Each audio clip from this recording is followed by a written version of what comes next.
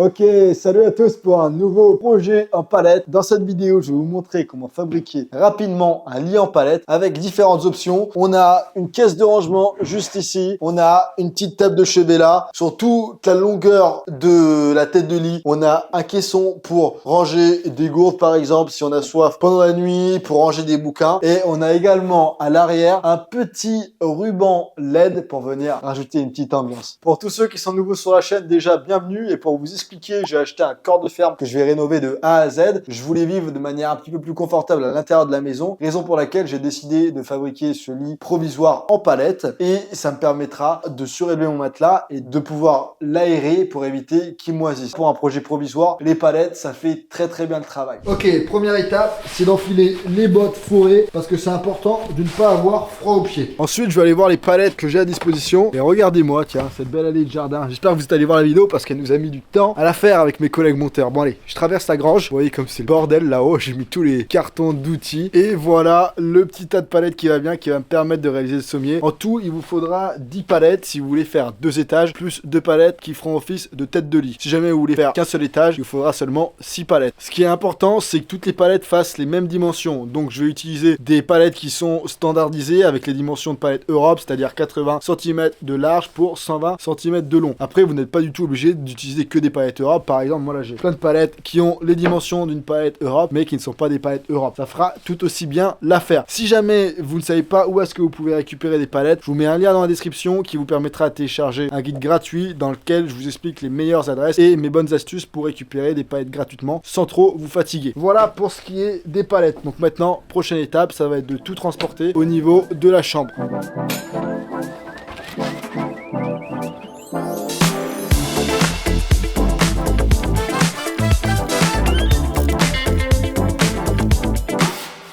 Ensuite, prochaine étape, c'est de toutes les dépoussiérer, enlever la sciure, comme ça évite de mettre trop de bordel dans la chambre. Bon, après, c'est pas comme si c'était très propre. De toute façon, je passerai un coup d'aspirateur après. Et pareil, s'il y a des endroits où il y a trop d'écharpes, vous pouvez très bien passer un petit coup de ponçage. Ce sera que positif.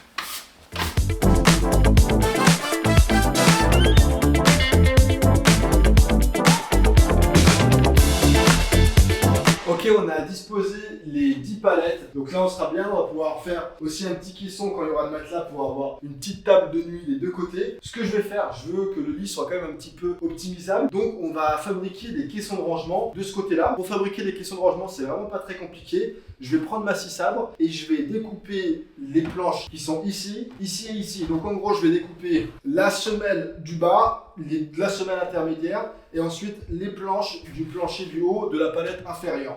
Comme ça, on pourra fabriquer un caisson et on pourra le glisser et l'enlever, ça fera office de tiroir. On va également customiser la tête de lit. Franchement, ça va être pas mal ce petit lit en palette.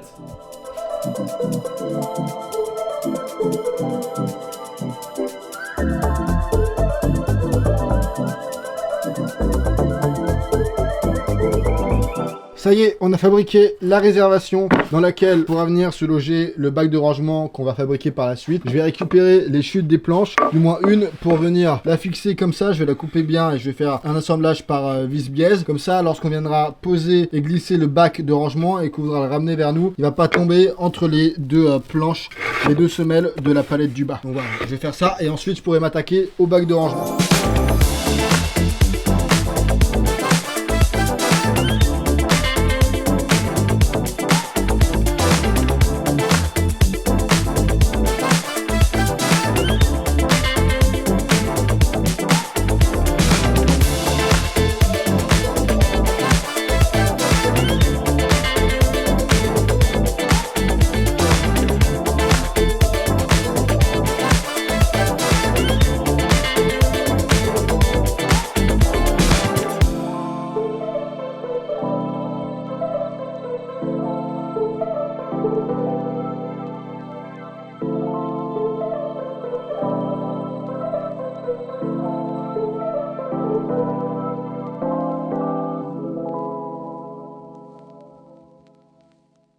Donc je vais m'occuper de finaliser les bacs de rangement à l'arrière. Là je viens de faire ces deux petites entailles. Ça devrait rentrer pile poil. Ah parfait, parfait, parfait. On est un fleur. Et comme ça, dans les bacs de rangement, on verra pas de jour à ce niveau-là, puisque on a fait les petits assemblages et les petites entailles comme ceci. Plus qu'à visser les planches par le bas, comme ça ne sera pas apparent.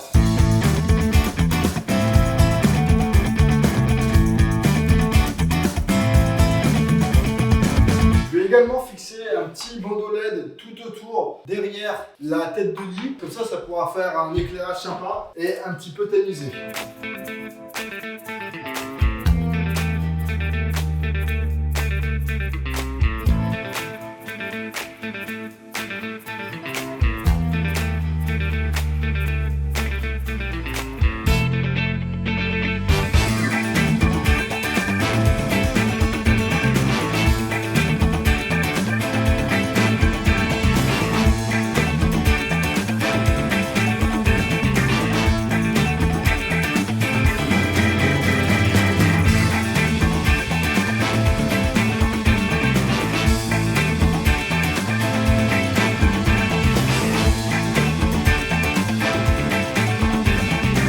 Je vais vous expliquer pourquoi j'ai souhaité positionner les palettes comme ça, avec 2 en longueur et 2 en largeur, tout simplement puisque les dimensions d'une palette EHPAD sont 120 cm de long par 80 cm de large. Le matelas que j'ai fait 200 cm de long par 160 cm de large, donc 2 fois 80 égale 160, et après 80 plus 120 égale 200, donc on aura pile poil la bonne longueur. Si j'avais mis les 2 palettes dans la longueur, on aurait 240 cm, donc ça aurait fait vraiment un petit espace pour passer au niveau de la chambre. Comme ça, on sera super bien. En plus de ça, on a de la largeur supplémentaire pour venir fabriquer une petite table de nuit sur les côtés. Comme ça, il y aura le lit qui s'arrêtera ici. Et là, on pourra avoir à gauche, par exemple, une petite table. Ça y est, toutes les palettes sont positionnées. J'ai fixé la tête de lit. Donc, on a notre petit bac de rangement. Ce que je pourrais faire, c'est les visser entre elles pour être sûr qu'elles bougent pas. Là, on est vraiment sur du provisoire. Et en plus, elles sont lourdes, ces palettes. Donc, elles risquent pas de bouger. Vraiment. Donc, je vais rien faire et je vais laisser la gravité. Plus qu'à positionner le matelas Simba. Et ensuite, je pourrais m'occuper des petites finitions. Comme par exemple, les petites tables de chevet sur les côtés.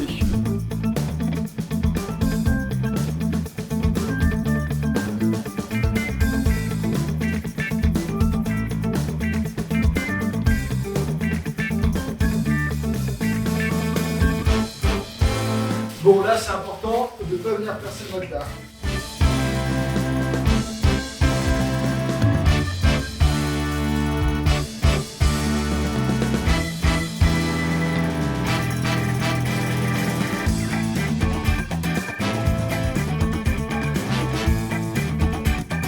Ça y est, j'ai pu amener le matelas. Il est fat, 200 cm de long, 160 de large, 30 cm d'épais. Pour éviter de me casser le dos, j'ai pris des plateaux roulants. Ça aurait été compliqué tout seul de porter tout ça.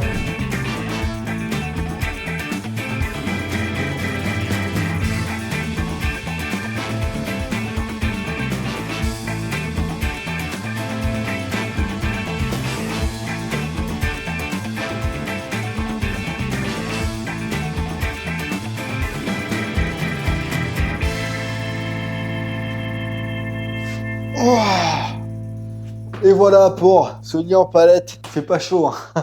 La maison, faut vraiment que je réisole tout parce que même si je mets le chauffage, je chauffe plus les corbeaux que la maison en elle-même. Je vais mettre les draps et je vais pouvoir bien dormir ce soir, ça c'est sûr. Franchement, ce petit lit en palette pour quelque chose de provisoire, fait en quelques heures, ça fait très bien l'affaire. Il y a tout ce qu'il faut, il y a même la petite lumière pour faire l'ambiance. On a sur toute la longueur de la tête de lit un bac de rangement pour pouvoir mettre par exemple une gourde pour boire la nuit ou des fleurs ou des bouquins ou d'autres items. On a de ce côté-là un petit caisson de rangement pour mettre des draps, des habits ou d'autres items. Hop, on peut faire exactement la même chose de ce côté-là et des deux autres côtés si jamais on veut plus d'espace de rangement. Et de ce côté ici, on a le petit récepteur pour changer la couleur de la bande LED qui est juste derrière. Donc si par exemple je veux changer d'ambiance, c'est vraiment pas compliqué. Hop, hop. Allez, on va se mettre une petite ambiance boîte de night.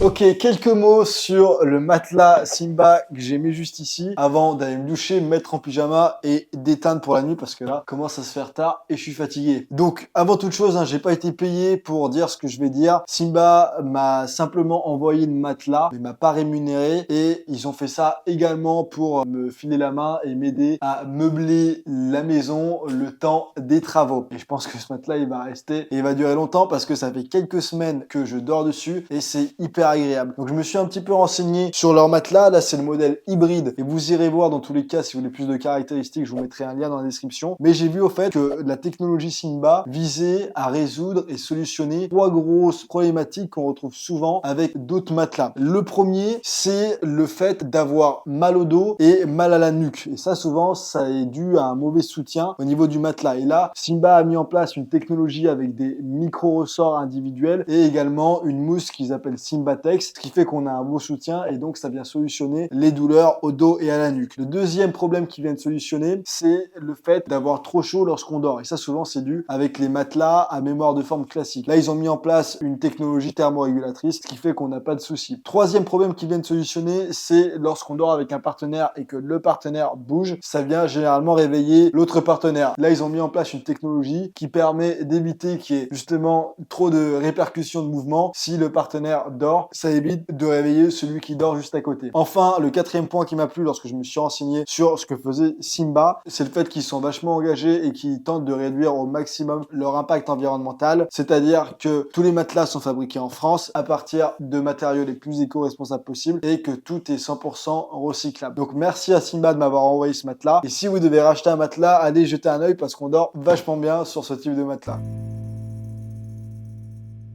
Et voilà pour cette vidéo, j'espère qu'elle vous aura plu. N'hésitez pas à mettre vos retours dans les commentaires comme d'habitude, je lis toujours avec grand plaisir. Pour ceux que ça intéresse, je vous mets également dans la description un lien qui vous permettra de télécharger gratuitement une vidéo dans laquelle je vous donne 50 astuces d'atelier et également un guide qui vous permettra de récupérer des palettes gratuitement. Je vous donne mes meilleures astuces pour les trouver assez facilement. Également, n'oubliez pas, si ce n'est pas encore fait, de vous abonner et de cliquer sur la petite cloche pour ne pas rater les prochaines vidéos où je vais rénover tout ce corps de ferme. Idem, si jamais vous me suivez pas sur Insta et TikTok, sachez que je suis également actif sur ces réseaux et que je vous accueille les bras ouverts. Et je pense que j'en ai terminé là. J'ai envie de vous dire comme d'habitude, prenez soin de vous, gardez la forme, gardez le smile, c'est hyper important. Et je vous dis à très vite pour une prochaine vidéo.